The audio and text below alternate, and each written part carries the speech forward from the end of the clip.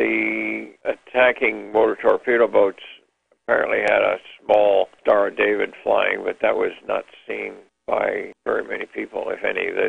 Little was known about who was attacking us until we heard it on the radio from picked up a broadcast from the BBC. But the Pentagon and the Johnson administration accepted the Israeli apology and their explanation that it was not on purpose? They accepted the apology. They declined to accept the explanation.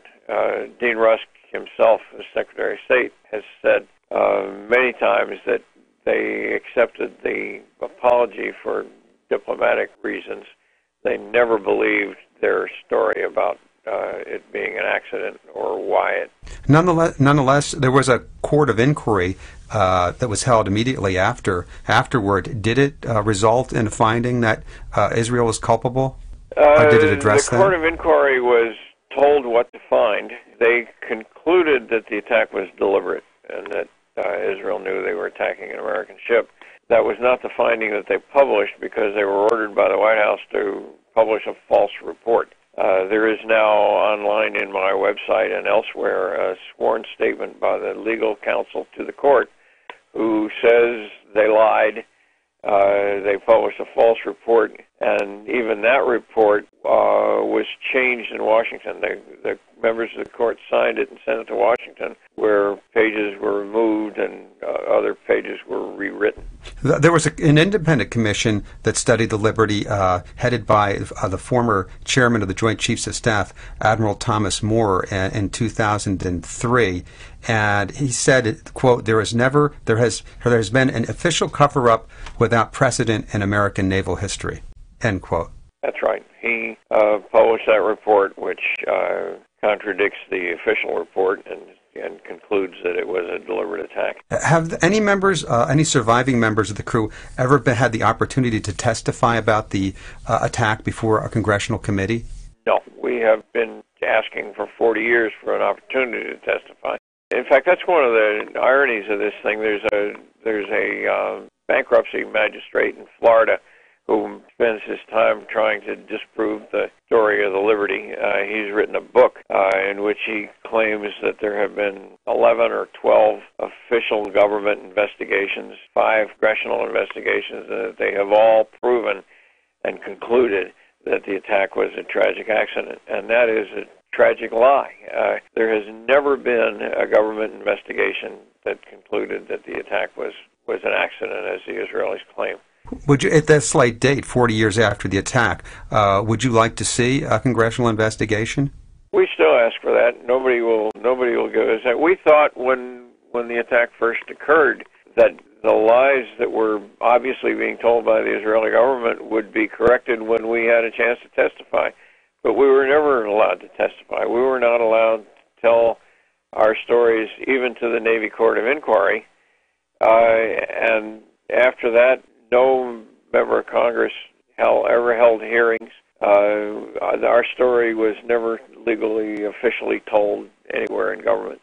Can I ask you one last question? And that I take that from an excerpt from the commission headed by Admiral Thomas Moore, 2003. He said, quote, "A danger to our national security exists whenever our elected officials are willing to subordinate American interest to those of any foreign nation," end quote. Could you give me your thoughts on that? Oh, that's absolutely the case. In a situation like this, here we have a small foreign power that deliberately attacked an American ship, killed 34 men, and Congress won't even talk to those 34 men. They take at face value the excuse by the attackers and don't even listen to or allow the victims to tell the truth about what happened.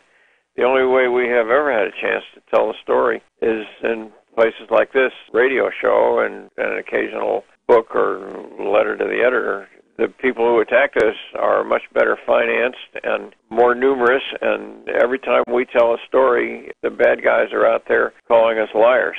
We can prove everything we say, and Congress won't listen to us. We don't have an opportunity to tell our story very much. Well, thanks very much for being with us today, Mr. Ennes, to tell the story. This is Ken McDermott Rowe, and I've been talking to Mr. James Ennes about the Israeli attack on the USS Liberty during the Six-Day War. I'll be back in a moment with some final thoughts. Why would Israel have launched such a brutal and unprovoked attack on the USS Liberty? The United States had always been friendly to Israel and was a neutral in 1967's Six-Day War. Furthermore, the Liberty was steaming in international waters. The actual reasons for Israel's attack on the Liberty remain secret. However, as Israel planned its June 8 attack on Syria's Golan Heights, the international community, including the United States, was urgently brokering a ceasefire. Mr. Ennes writes, quote, "With the war virtually over and the world crying for peace, could Israel put troops in Syria without being seen as an aggressor? Not with USS Liberty so close to shore and presumably listening," end quote. Mr. Ennes observes that it was a remarkable coincidence that Israel postponed its planned attack into Syria one day, while in a coordinated air and sea attack, it removed the USS Liberty from the picture. Please visit us at historycounts.org, where you can listen for free to an archive of this program and others. Until next time, this is Ken McDermott Rowe for History Counts.